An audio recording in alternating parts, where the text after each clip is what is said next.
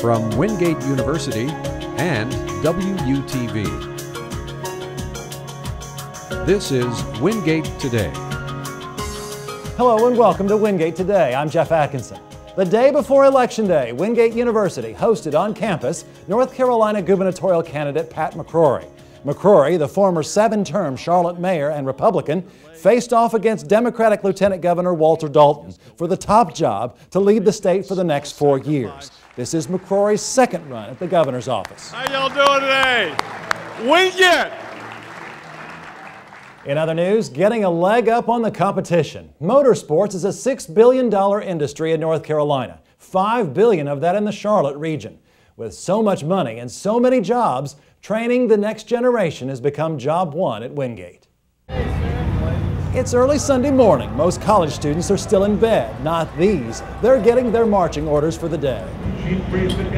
15 students in Wingate University's sport management program are spending the day at the Martinsville Speedway, out of the classroom and in the real world. Great opportunity, once in a lifetime. Daniel Marsh graduates in December and plans a career in sports marketing. I want to see the racers. I'm excited about the stage presence. We're going to be around the stage. I think that close to the racers will be neat. But they're not here to just take in the sights. They're here to work. First up, prepping the racetrack for the track walk. Fans who paid an extra $10 can get on the raceway and roam. For most race fans, where we are right now, pit row is next to heaven, a place they only dream of being. Wingate students are not only here, they're calling the shots. The goal or the vision is what I call the industry engagement model. Travis Teague is the Dean of the School of Sports Sciences. We don't wait until the internship phase of the program. We try to get our students engaged in the industry experiences as early and as often as we can. Which is why they were here at Martinsville, a half-mile NASCAR track in Southern Virginia, taking tickets and controlling the crowd. Bradley Chandler can now add working a sprint cup race to his resume. I hope to just take away the viewpoint of how somebody as small as me can actually make an impact and help out an event as large as this. They'll work pre-race activities and meet face-to-face with industry pros, like they did at a recent trip to Charlotte Motor Speedway. Partnering with Shell Oil, a program called Fuel for Success, Wingate students served as role models for middle and high school students. The School of Sports Sciences program is just getting off the ground with racing. They have plans to do more with all the sports science majors. We start small and then build those opportunities to where eventually, the end product is a job for our students, and that's really what we're after. Wingate School of Sports Sciences trains students in all aspects of the sports industry: sport management, athletic training, physical education, and majors in community and commercial recreation. If there's one positive to come out of the Great Recession, it's that more people are realizing the value of education. And in these tough economic times, some are choosing to go back to school. There's a program Wingate University offers at its Matthews campus that's helping people improve their chances of finding a job. It's our cover story. She meets with people one-on-one, recruiting in the truest sense. And for Misty Moyers, it's an easy sell. Her dream job, she says, selling them on the value of going back to school. It just worked perfect for me. 20-plus years ago, Misty Moyers got an associate's degree and was content with that for a while, until she realized there would be no chance of promotion at her job without having a 4-year degree. It was always my goal, personal goal, to get my bachelor's and professional goal as well. It was when she found Wingate's adult bachelor degree completion program, offered at the university's campus in downtown Matthews, that goal became a reality. And last May, Moyers walked across the stage at Wingate and accepted her diploma, one of the proudest moments of her life. My kids were there. My kids are 18 and 19, so they were there. And I got goosebumps walking across that stage. They were so proud of me. I mean, I could get tears just even talking about it now. So who better to recruit for the program than Moyers, which is what she was doing on a recent fall morning at Central Piedmont Community College's College Transfer Fair in Charlotte. Mark Namisha, a 51-year-old who got laid off 2 years ago, is about to get his associate's degree. My confidence and self-esteem has gone up tremendously, especially now that I see the light at the end of the tunnel. I'm about to graduate. It feels great. Does education pay? The higher education you have, the higher likelihood you won't be unemployed. In 2011, the unemployment rate for those with a doctoral, professional, or master's degree was about 3% or less. A bachelor's degree, about 5%. Look at what happens to unemployment with an associate's degree or less. In 2011, those with less than a high school diploma saw 14% unemployment. Numbers that are convincing to people like Mark Namisha, who says he's considering the adult bachelor degree program offered in Matthews. I heard everything I wanted to hear. Per hour credit was reasonable. Matter of fact, it was a lot better than a lot of schools I've seen. Tuition runs about $825 per course, much cheaper than traditional college. Financial aid is available, and many employers will cover the cost. Classes are held 2 nights a week, geared for working adults. Students can start the semester at 6 different times throughout the year. Misty Moyers, the recruiter, loved learning so much that she's not stopping with a bachelor's degree. She's going after her MBA at Matthews now. I found it so manageable that I wanted to just keep going. People we talk to say it's never too late to finish your education. There's an 82-year-old man in the adult bachelor degree program. He jokes that he's old enough to be the professor's father. And a 60-year-old woman who makes 6 figures in her job, who never went to college and now is doing so. To find out more about the adult bachelor degree program, visit wingate.edu/Matthews. Providing more space and giving more students opportunities. That's what's behind a $1 million campaign for music. The university hosted a music gala at the Duke Mansion in Charlotte's Myers Park late last September for ardent music enthusiasts to raise awareness and to showcase the exceptional fine arts program at Wingate. Alum Tony Griffey was the featured guest. A promotional video has also been made. The university is seeking to raise $1 million to be able to double student musicians' rehearsal space at the Bat Center and provide for an endowment. Hannah Dickerson, Associate Director of Development, says the music department's accrediting body visited the campus last February.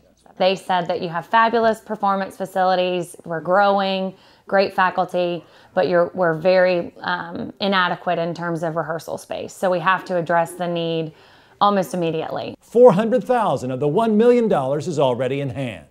We've got great programs. Once you hear us, you love us. So I feel really confident that we won't have a problem raising money for this really great campaign. The campaign started this summer. Organizers are hoping to break ground on the new music addition to the Bat Center in December. January 2009, the country was in the throes of what economists are now calling the Great Recession. The stock market loses half its value. Household wealth takes the largest dip on record. Banks are failing, bankruptcies are rampant, and charitable giving plummets. It's during this time Wingate University began a fundraising campaign called Secure the Promise. Vint Tilson is the Vice President of Resource Development and is with us now on Wingate Today. Welcome. Yes, glad to be here, Jeff. How crazy was it starting a campaign in the middle of a recession like that? It was a bold decision. I'm glad you talked about 2009. One thing that we were very aware of is the drop in particular individual wealth in 2009. There was a 33% decline in the value of homes. New home construction was virtually nil across the country. So we were also quite aware that no other college or university we knew was even planning a campaign, much less contemplating starting a campaign in 2009. So it was a bold decision, and it required a real sense of direction in what the campaign would be, and we knew the campaign would be about student success. We know our alums, we know our friends, we understand our donors, and they have historically responded to this university's passion for and strategic commitment to student success.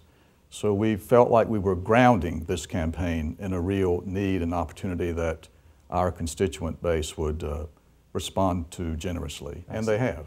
Yeah, we mentioned what the campaign is called. It's called Secure the Promise. That's an interesting title. What's that mean? The achievements, the accomplishments on this campus are numerous. Everywhere you turn, there is growth and development. The Levine College of Health Sciences is a particular distinctive. We wanted to secure the promise of these achievements, of these accomplishments. We want our academic programs, our student services, athletics, to reach their full potential. Secure the Promise is all about student success, and we're particularly delighted that our alums and friends have responded as they have this far in the campaign. The goal of the campaign is $100 million. And you're now at 70 million? Yes, yes. It gives legitimacy to that decision that was made in 2009, which was a difficult one, because here we are less than 4 years later, just under 72 million actually, toward a $100 million goal. So we're delighted with where we are, but we have quite a way to go to reach $100 million. As part of that 72 million, you had a generous gift from Porter B. Byram. Yes. Almost 21 million. Yes. How have some of the other contributions come in? What has been so exciting about the campaign is that we have a wide spectrum of support. We have individuals supporting the campaign, friends, alums, churches, corporations, foundations. So our support has enjoyed a very broad base, and we pretty much are ending the silent, quiet phase of the campaign. So as we go public, now through 2015, that base will even grow more and broaden even further. Last question. In some of the material that I came across about the campaign, it said this: not since the Wingate School's founding in 1896 has so much been at stake for the institution, the students we serve, and the faculty who teach them. Explain what you mean by that. It's just a critical time. This institution has so much potential. We have so much promise. We want to fulfill that potential. We want to meet that promise, and now's the time to do it. And part of that reasoning is really trying to impact every dimension of campus life. We have a comprehensive fundraising campaign, not just a capital campaign focused on one or two areas, but it's comprehensive in nature, trying to touch student success in every area of campus life. It's quite ambitious, but it's worked for us so far. But we still need $30 million in new gifts and pledges to meet that $100 million goal. Very good. Well, we look forward to hearing more about it as the time goes forward. It's been a pleasure. Vint Tilson, thank you very much. Thank you very much, Jeff. This is what the Secure the Promise campaign will go toward: a new undergraduate classroom building, renovations and improvements to the 400-acre campus, upgraded and expanded athletic and recreational facilities, graduate housing, and endowment to increase student scholarships as well. To find out more, go to wingate-alumni.org/securethepromise. When recruiting students to your school, there's no shortage of things colleges can try. This spring, Wingate University tried something that put it on the map and won over the hearts of one Charlotte family. Haley Harrington, like most 18-year-olds, loves to tweet. She can find out what her friends are doing and clue them in on what she's up to. I love Twitter. I'm on Twitter all the time. So when Wingate announced this spring a contest on Twitter offering prospective students free tuition just by sending a tweet, there was no shortage of interest among young people. Used as a recruiting tool, on Top Scholars Day in March and April, admissions counselors gave each prospective student a Wingate University flag that they would have to use in a picture and then post it on the social media website Twitter. Best photo would win tuition for a semester. The contest called Tweet for Tuition. It helped set Wingate apart to Haley and her family.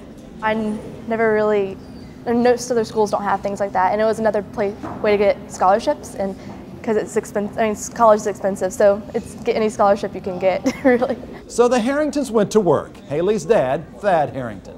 Looking around the house for, what things do we have available, and we've got Haley's got a little brother who has a lot of knickknacks and toys and so forth, and so we had many resources to choose from. Taking an idea they'd seen at the beach with a flag, they took one of 8-year-old Brendan's planes, tied a fishing line to it so it could fly, and added a Charlotte skyline to the background. It was not only aerodynamic, but amazing, although they didn't think they had a chance.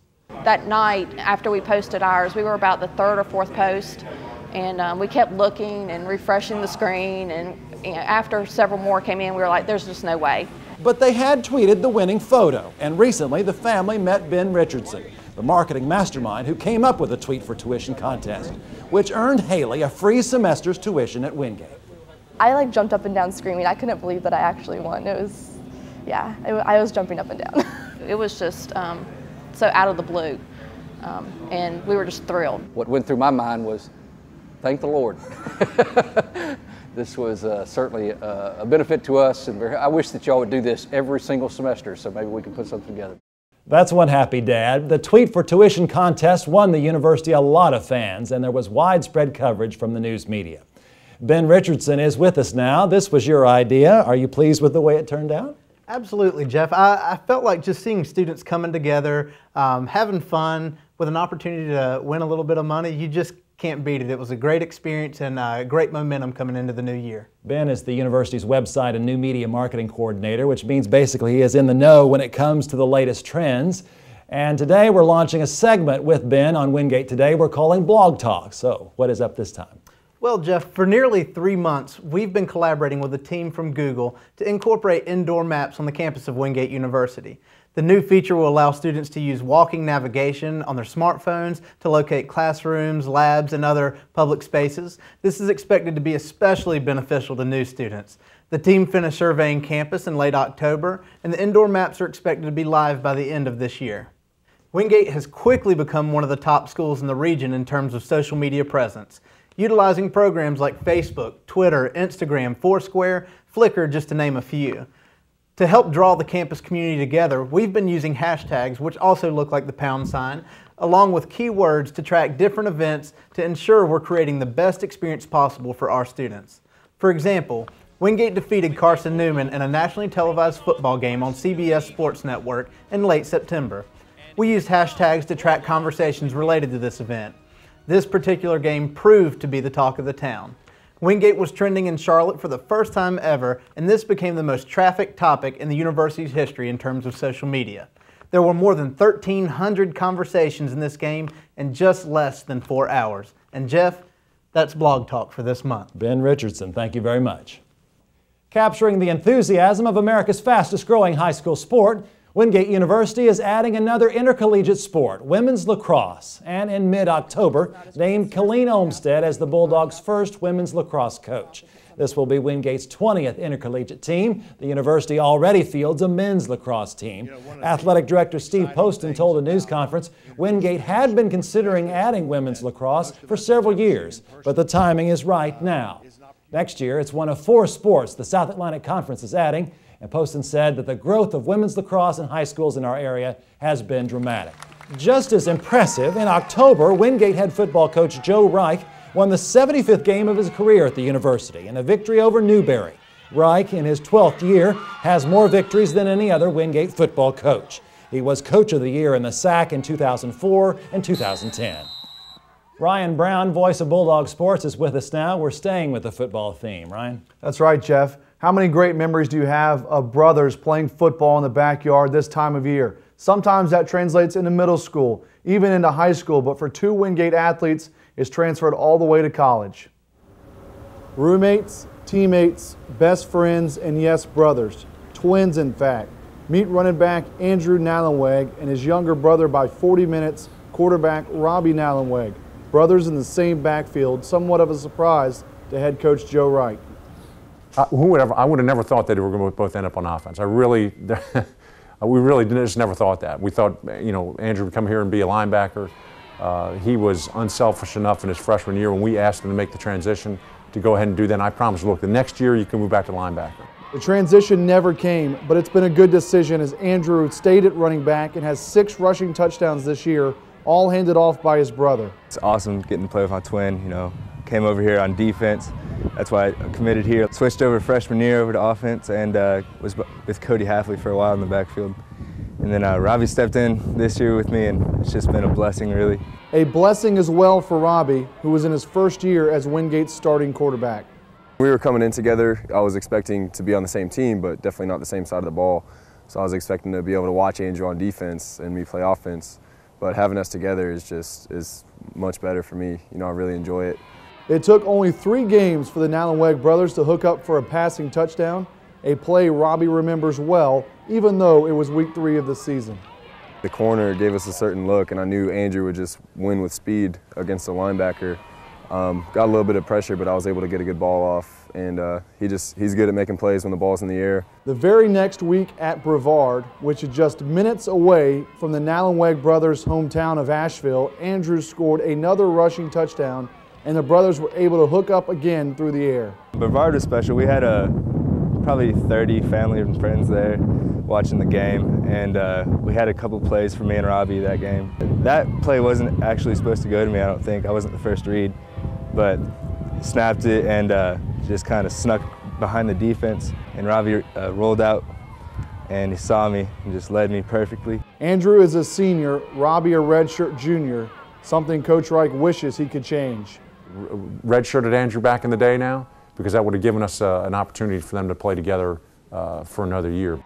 Robbie and Andrew Nallenweg will always have 2012, the year Wingate had twin brothers in the backfield, something that many will never forget. It's definitely a blessing to have Andrew this year. I only got to play with him for 1 year. Definitely wouldn't change it. And I knew this day was coming where I could, play with Andrew for a full season, so I'm trying to make the most of it. And we only got 2 games left, so definitely trying to have fun and just make these memorable with my brother and the rest of the seniors.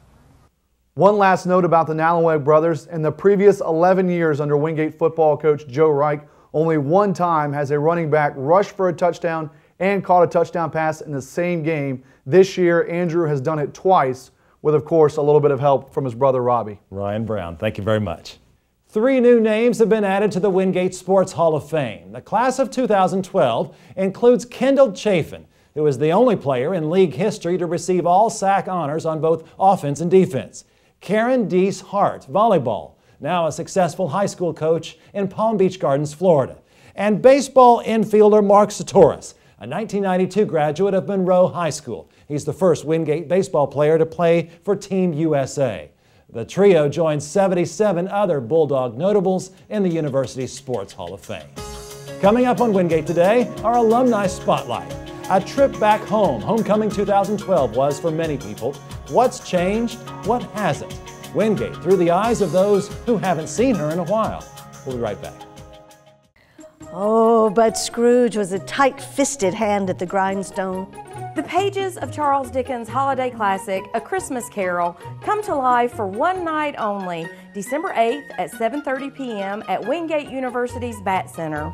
Light flashed up in the room upon the instant, and the curtains of Scrooge's bed were drawn aside by a hand. Presented by the Wingate University Friends of the Library, cast from the Waxhaw Storefront Theater will deliver a Reader's Theater performance of the timeless tale of Ebenezer Scrooge. He found himself face to face with the unearthly visitor who drew them. And of course, there's everyone's favorite, Tiny Tim. Then back came Tiny Tim, escorted by his brother and sister to his stool before the fire.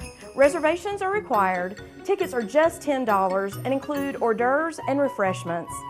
Charles Dickens' A Christmas Carol, presented by the Wingate University Friends of the Library, Saturday, December 8th at 7:30 p.m. in the Recital Hall in the Bat Center on the campus of Wingate University.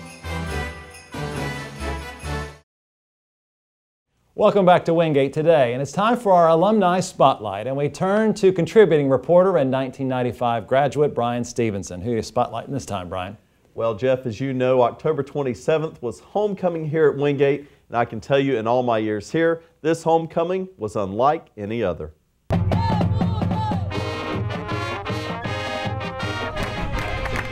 It was a big-time college atmosphere in the parking lots around Irwin Belk Stadium as alumni descended on the Wingate campus.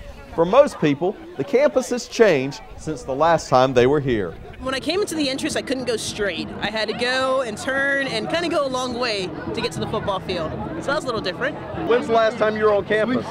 About 2 years ago, and it's a big change. While the campus has changed a lot, the atmosphere around this annual homecoming event has changed too. Hundreds of people set up full tailgate spreads, and alumni seem to be having a great time, swapping stories and playing games of cornhole. As the Bulldogs hit the field, the party moved inside Belk Stadium, and by midway through the first quarter, it was close to capacity. It was there we found a very special class of alumni, the class of 1962, who celebrated their 50-year anniversary. Well, my daughter was here in '88, and it's changed a lot since then, but since I was here in '62, you know, if you get me near the Burris building, I can sort of tell where I am, but if I'm not near the Burris classroom building, it's hard to recognize this place. It's really nice. All the buildings that have been built through the donations and other funds that have come in have been very impressive, and what has gone on is more than I expected, far more than I expected when I got here. The finishing touch on their reunion came at halftime as the class of '62 was honored in front of the crowd. Dale Clark of Hickory seemed to sum up the entire class reunion and homecoming experience. Yes, I'm very proud of Wingate. I'm glad to be back. And we've had a good time the last couple of days that we've been here, and it's been amazing. And I'm looking forward to coming. I'll be back. I'll be back next year. Just a charming group, that class of 1962, and by the numbers, 27 members of the class attended this reunion. They came all the way from New York and as far away as from Texas. Don Johnson, who you saw in the piece, he did come from Texas, not Miami. Not Miami. It really was an impressive homecoming. It really was, Jeff. I've been here a long time, over 20 years now, show my age a little bit, but I've got to tell you, this really had a big-time college atmosphere. Everyone seemed to be really having a great time out there. Brian Stevenson, thank you very much. On the subject of homecoming, check this out. It looks like a blizzard came through the quad. Well, not quite.